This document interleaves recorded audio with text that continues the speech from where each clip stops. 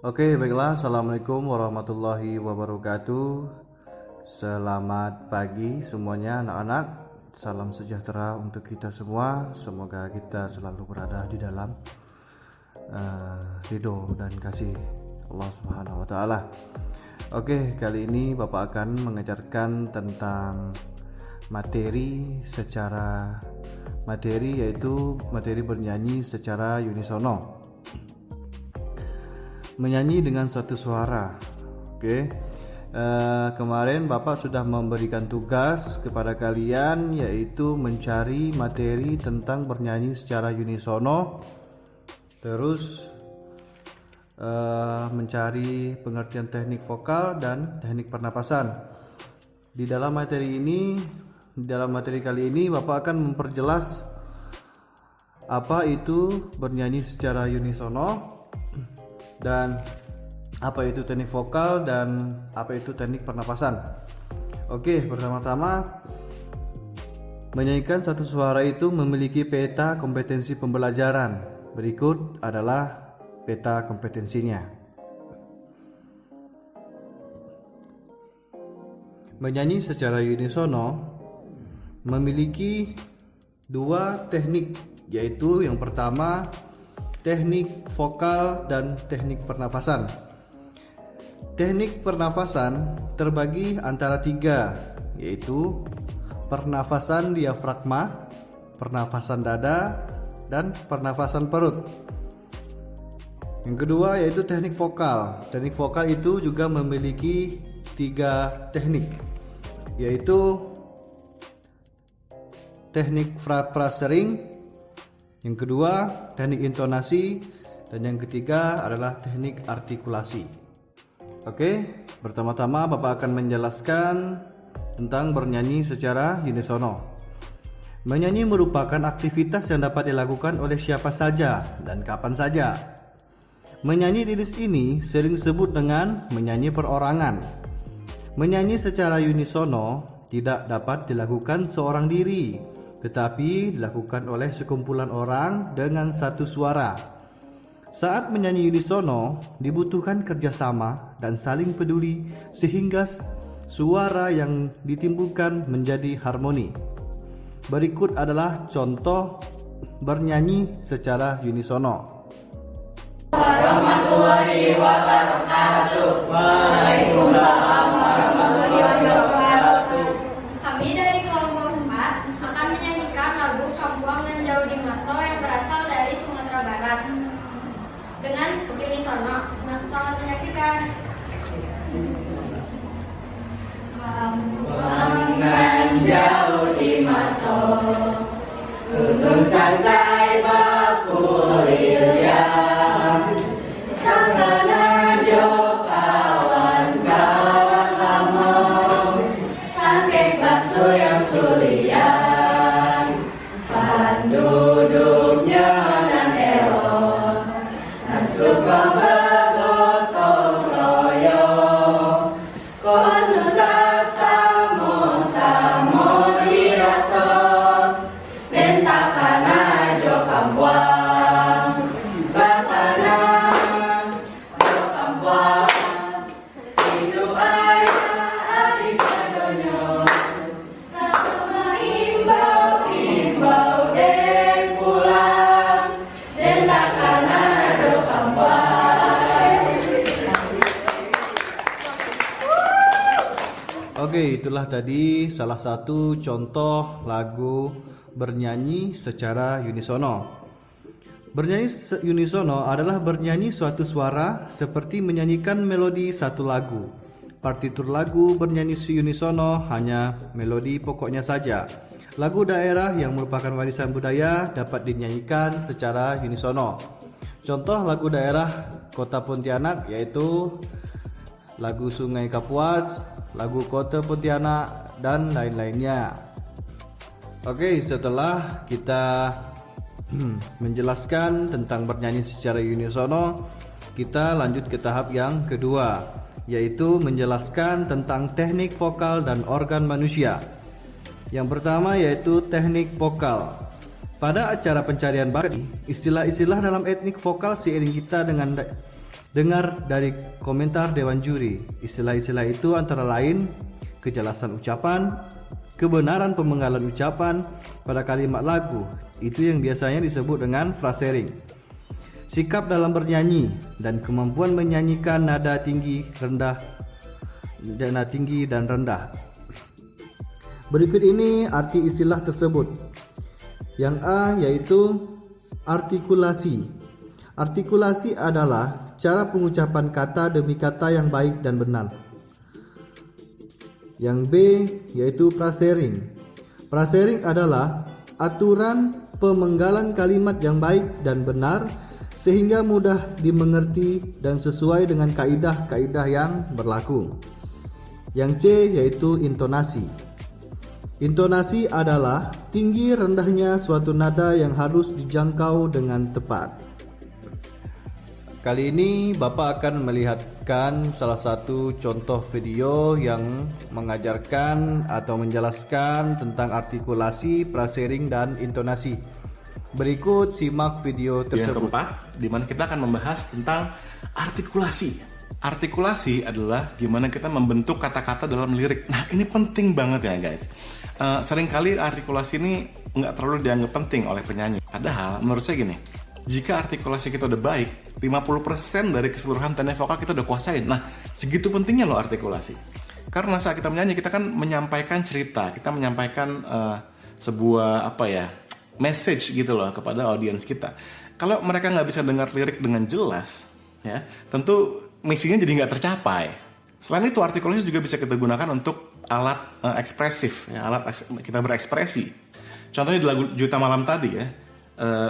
Bedakan antara engkau gemilang, malam cemerlang, bagaikan bintang timur sedang mengembang. Ya, artikulasi yang seperti tadi dengan artikulasi yang lebih jelas. Engkau gemilang, malam cemerlang, bagaikan bintang timur, ya, lebih terdengar profesional yang tadi barusan karena artikulasi jelas dan lebih enak juga didengar ya dibanding malas-malasan dan nyeret seperti yang pertama tadi. Memang ada beberapa style yang artikulasinya agak-agak gimana gitu ya, seperti lagu-lagu pop zaman sekarang, tapi itu nggak apa ya, yang penting kalau bisa liriknya kedengeran jelas. Sekarang, Abang mencoba untuk menjelaskan tentang frasering atau pemenggalan. Kenapa pemenggalan ini penting? Biasanya pemenggalan itu untuk membantu kamu untuk mengucapkan kata-kata itu dengan jelas. Terutama kalau misalnya buat yang sering MC atau yang sering ibaratnya ngobrol dengan orang atau public speaking gitu kan. Misalnya nih untuk mengucapkan nama jabatan atau nama dan jabatan seseorang, kan kebanyakan jabatan di Indonesia kan panjang-panjang gitu ya. Kita memerlukan pemenggalan yang baik supaya bisa terdengar lebih enak, dan ini memang mempengaruhi yang namanya intonasi berbicara. Contohnya seperti ini, kita yang mengucapkan jabatan seseorang seperti kayak jabatan paling banyak itu kan kayak jabatan di ini ya, di kepolisian cukup panjang, institusi pemerintah juga cukup panjang. Misalnya nih, aku ingin mengucapkan kalimat selamat datang kepada Gubernur Daerah Istimewa Yogyakarta Sri Sultan Hamengkubuwono ke-9. Bagaimana caranya mengucapkannya dengan pemenggalan yang baik supaya lebih enak didengar? Caranya seperti ini. Ingat ya, pemenggalan ini supaya terdengar lebih enak dan jelas. Yang pertama untuk mengucapkan nama dan jabatan. Contohnya seperti ini.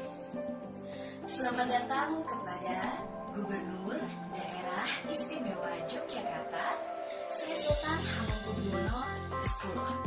Oke, belum cukup jelas, saya ulang lagi ya. Selamat datang kepada Gubernur Daerah Istimewa Yogyakarta Sri Sultan Hamengkubuwono ke-10. Ya.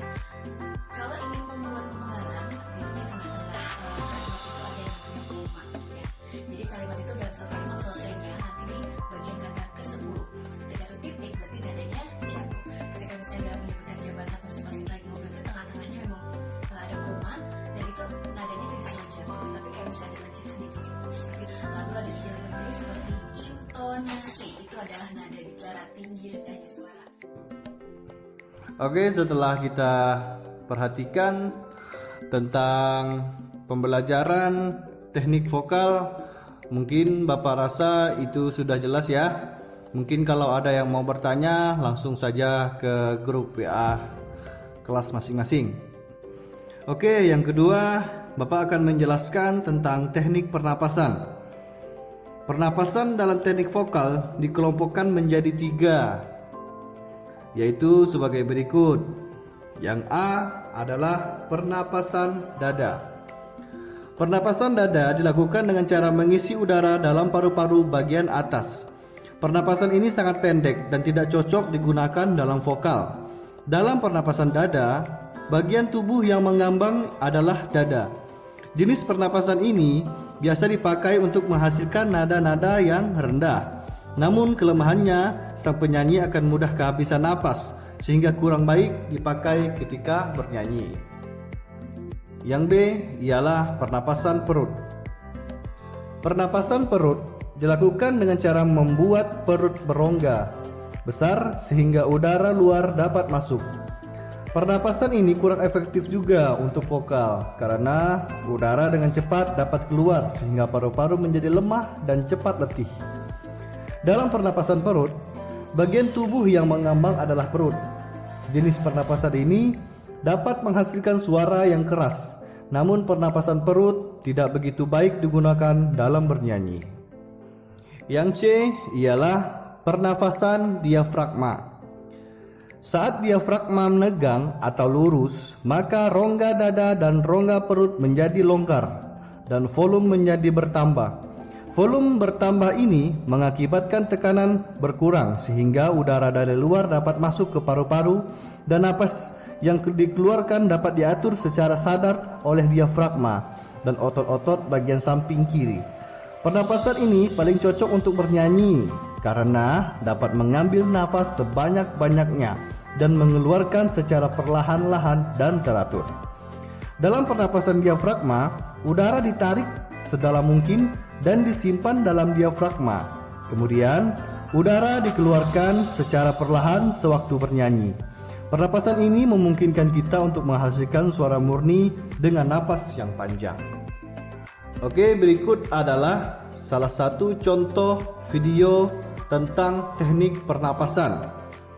Silahkan menonton. Pernapasan dada dan pernapasan perut akan dibantu juga dengan Jimmy di sini. Jadi pernapasan dada itu adalah pernapasan yang dangkal. Seperti apa pernapasan dada? Coba Jimmy perhatikan. Ya, jadi jika Anda perhatikan bahunya Jimmy naik dan dadanya Jimmy juga naik. Itu seperti mengeluh ya Jimmy ya. Jadi saat itu adalah kita menggunakan pernapasan dada. Nah, sekarang pernapasan perut seperti apa? Jimmy bisa perhatikan juga. Ya. Jadi pundak dan dada Jimmy nggak naik, tapi perutnya mengembang. Jadi hanya area perut aja. Dan kalau bisa, bahkan mengembangnya nggak cuma ke depan, tapi ke samping juga. Oke. Nah, sekarang kita kembali ke pernapasan dada. Pernapasan dada tuh kurang baik untuk penyanyi karena dia pernapasan yang dangkal. Jadi saat kita nyanyi nada-nada yang panjang atau tinggi, dia juga susah untuk dikontrol, susah untuk dikendalikan. Sementara pernapasan perut itu pernapasan yang baik karena dia dalam ya. Dan perutnya bukan sekedar perut, tapi perut bagian bawah. Jadi kita bayangkan udara tuh masuk ke bagian bawah sini. Walaupun gini Jim, sebetulnya di perut sini nggak ada paru-paru, ya kan? Tapi jika kita membayangkan seperti itu, kita benar-benar mengisi paru-paru dari dasar dulu. Karena kita membayangkan seakan-akan udara itu jatuh ke paru. Ya, jadi sebetulnya yang terjadi saat perut kita mengembang itu organ di daerah sini tuh bergeser semua karena kan diafragma kita kontraksi ke bawah, makanya dia mengembang. Jadi pernafasan perut adalah pernafasan yang baik untuk penyanyi dan harus dibiasakan. Sekarang gimana cara melatihnya? Coba Jimmy bisa menjelaskan gimana cara melatih pernafasan perut? Salah satu cara latihannya adalah kita membayangkan kita lagi mencium aroma bunga. Jadi kayak kita tarik nafas lalu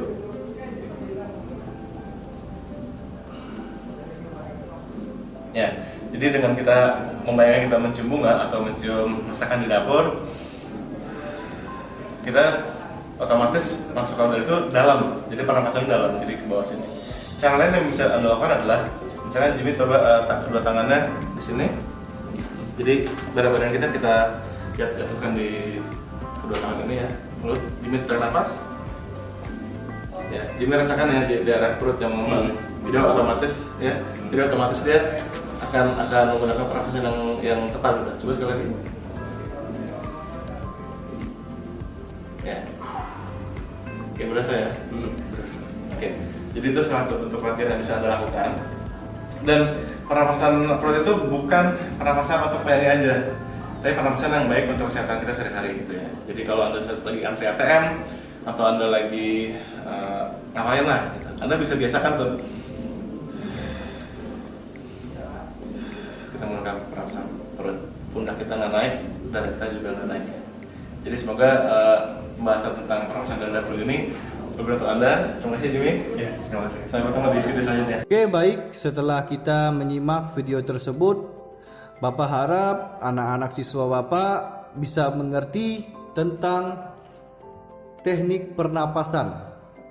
Dan Bapak harap anak-anak Bapak bisa mengerti keseluruhan bernyanyi secara unisono, teknik vokal dan teknik pernapasan.